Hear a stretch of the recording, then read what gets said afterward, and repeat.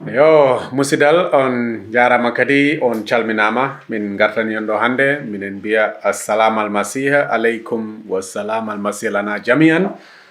Yo jam jomiraɗo wonko woni mon, jam jomiraɗo kadi na wodani enen fof e inde Isa almasihu. Ha joni ko min musidɗo mon Samba Alieu Ba woni on artande ha ɗo kadi addande en ha joni jangre ko gonɗen wadde fi faade ko gandanɗa hoore man ɗum woni gomɗinan men e Isa almasihu. ɗe balɗe jawtuɗe walla ɗi lebbi jawtuɗi en jewti ko heewi ko faati Isa almasihu, ko faati baɗe ko waɗanno nde jamanu nde waajoto nde woni e aduna en daali kadi jibinande makko e ko wayi noon. Kono hande mi yiɗat yo en ngar ndaren qissaji ɗi gandanɗa hoorema walla tarikaji ɗi gandanɗa hoorema eɗe kaala e annabaɓe woɗɓe. Hande noon tarika mo yiɗjo en jewtu woni tarika jewtat ɗo annabila Ibraahiima.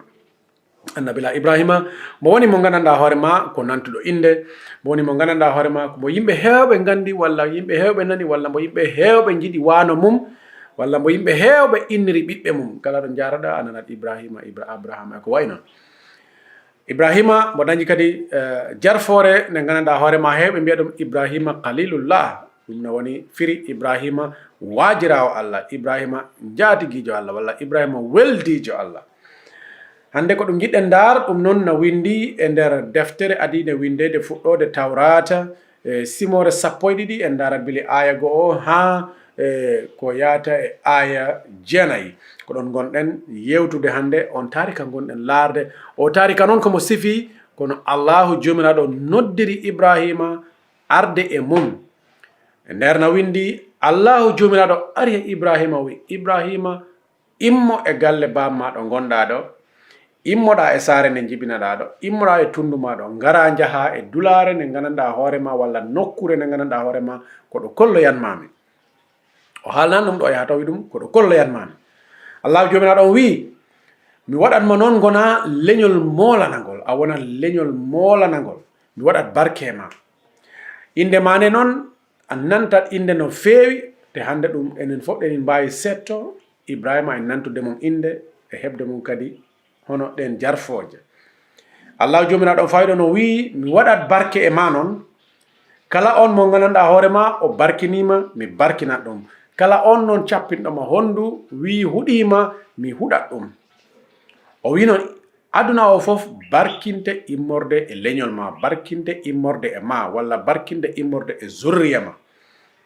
Ko noon Ibraahiima e on jamanu nde Allah noddata ɗum taw mo fewndi e ko yahata e duuɓi 75. Ibraahiima nde nani no noddore Allah haalirani ɗum ni ko noon o immori o saawi bagage mum fof. O ƴetti debbo mum Saray, o ƴetti baɗirawo mum gorko mbo wonduno mbiyeteɗo Lut, e kala bagage ko dañno e gure mum nayi, gelobi, beyi e baali kala jawdi ko jogino o ƴetti. O ƴetti kala surga ko jogino debbo e gorko fof ɓe mbaɗi lappol ɓe immi ɗo wiyeteɗo Haran ɗo jibina, saare nde o jibinande ɓe pokkitani e nokkure wiyetende Kanan ɗo Allahu jomiraɗo sappino ɗum wi ɗum ko ɗo mbimi yaya. Nde Ibrahima yehi ha naati e nder lesdi Kanan o waɗi fawru mum o jooɗi walla togoro mum o woni ɗon. Kono Ibrahima joɗaki e dulare wotere o morɗi o yahi e nder lesdi he, o yahi nano e ñaamo funnange hirnange, o yehi ha o fewnoyi e leɗɗe molanade e mbiyeteɗe Moraya. Nde Ibrahima ari ɗon Allahu jomiraɗo arti e mum wi Ibraahiima a yindi lesdi no ndi foti noon, komi tottoyanma ɗum wona donanteri leñol ma walla donanteri zurriya ma mo gandanɗa hoorema ko on woni mbo keɓoyta. Andit Ibraahiima taw dañi duuɓi 75. Allah wi ɗum ndi lesdi wonan donanteri leñol ma ngol. Ko noon Ibraahiima nde Allah yewtide mum ɗon o waɗi ɗon mande walla waɗi ɗon nokkure nde gandanɗa hoorema ko ɗo rewi jomiraɗo ko wiyete ko olta, o waɗi mande nde gandanɗa hoorema ko ɗo rewata jomiraɗo. Ko noon ha joni jomiraɗo jokki yewtide Ibraahiima. Ibraahiima immi ɗon o fokkiti o fayi funnange ɗo gandanɗa hoorema e nder ndi lesdi ɗo wiyete ɗon o Betel. O immi ɗon o fokkitani ɗo wiyete ɗon o Ai. Hakkunde Ai e Betel noon Ibraahiima waɗi ɗon ne nokkure walla dulare walla mande nde gandanɗa hoorema ɗo rewi jomiraɗo on no gandanɗa hoorema kam feñño e mum. Ko ni Ibraahiima yaari e nder lesdi ha o ari o fewndi ɗo wiyeteɗo Negev taw noon lesdi heccindi wonde leɗɗe ko wayi noon. Ko ni Ibraahiima notori noddago Allah musidɓe. En kaɗa ɗo tarika o mo jokki yarugol yeeso sifade geɗe goɗɗe kono en kaɗa o tarika ɓayri eɗen jewta ko abbiti noddago ngo Allahu jomiraɗo noddi Ibraahiima walla ko hono Allahu jomiraɗo noddiri Ibraahiima. Ko tawi jejjidi wondenoma Allah ari e Ibraahiima wi ɗum Ibraahiima immo ɗo ɗo jibinaɗa saare nde jibinaɗa ganduɗa mawnuɗa ha dañɗa duuɓi 75 hoore mum suppitima dandande kam yo debbo mum foɓɓe mawni. Ibraahiima tegani hen konguɗi ɗiɗi kono immi no windorino o fokkiti o waɗino Allah wiri ɗum ni o ƴetti bagage mum e jawdi mum e surgaɓe mum kala ko dañi o ƴetti fof o fokkitani to Allah noddi ɗum. E nder ɗum wota en jejjida ha joni Allah e nder ko noddi ɗum ko o totti ɗum konguɗi woodi ko fodi ɗum woodi ko wi o waɗat e nder gurdam Ibraahiima ko iɗi ko o wi waɗanma leñol molanagol ɗimmum ɗum o wi a wonan nantuɗo inde taɓɓum ɗum Allah wi mi waɗi e ma barke te mi continat waɗgol e ma barke. Naybum Allah wi noon kala mo gananɗa hoore ma o barkinima mi barkinan ɗum kala on noon kuɗɗo ma mi huɗat ɗum. Jomum no Allah wi aduna o fof noon heɓat barke immorde e ma ɗum woni zurriya ma o immorde zurriya ma o aduna o fof wonat barkinaɗo. Ɗum en gartoyede nden toɓɓere dargol hono ngol konngol ngol anda haalno e jamanuji jawtuɗi duuɓi jawtuɗi. Est ce que ɗum laatima hande walla en siwa laatu taw en gartoyede nden toɓɓere si Allah jaɓi. Kono kiɓiɗoɗen ha joni e nder hande tarika menen en ji Ibraahiima ko taki ha o dañi nden jarfore beldude Allah ɓayri Allah noddi ɗum Ibraahiima landaki haalani haydara en windaka en nanani ko wayi noon kono o ɗofti Allah wi ɗum immo jaha o immi o sawi bagage mum fop e duuɓi mawɗo gorko o fokkito yahi. Te kadi kala ɗo ari Allah yewtidi e mum o waɗat ɗon mande o waɗat ɗon dulare walla nokkure nde gandanɗa hoorema ko ɗo rewata Allah ko ɗo arata o juula o ɗofto Allah. En ji ɗum waɗi nde o naati e nder lesdi Kanan nde Allahu jomiraɗo wi ɗum ndi lesdi mi tottaman ndi wona donanteri leñol magol o wanno dulare nde gandanɗa hoorema walla nokkure ɗo rewi jomiraɗo.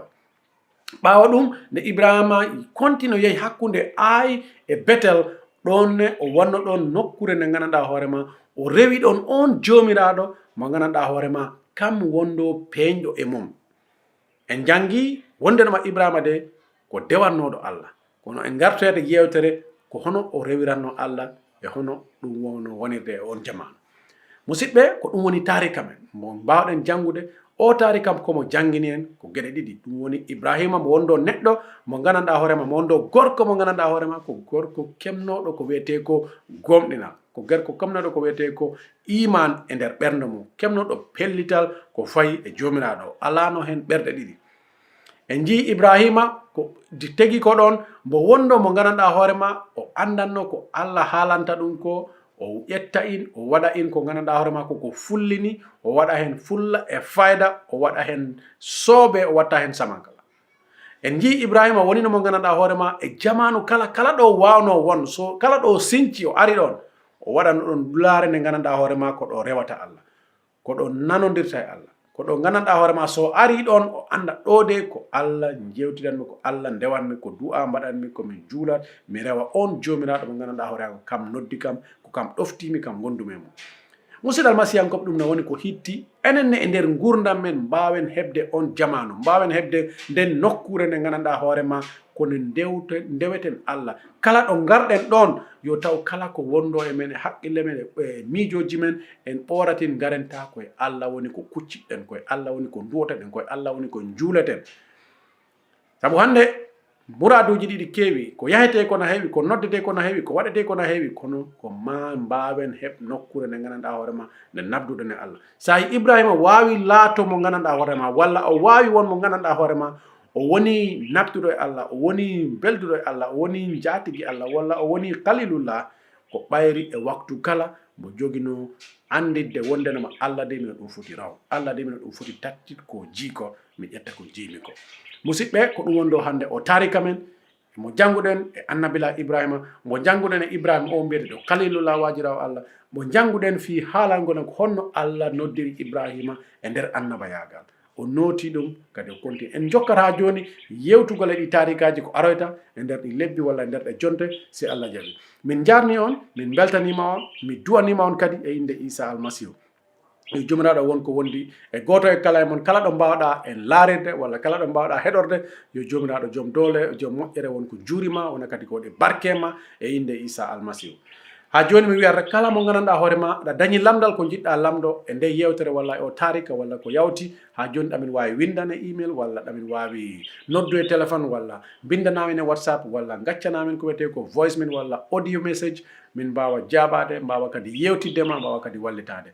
musidɓe on jarama, ko musidɗo mon ha hande wonan non ɗo Samba Alieu Ba. Yo jaam jomiraɗo wonko woni e mon e inde Isa almasihu. Amen.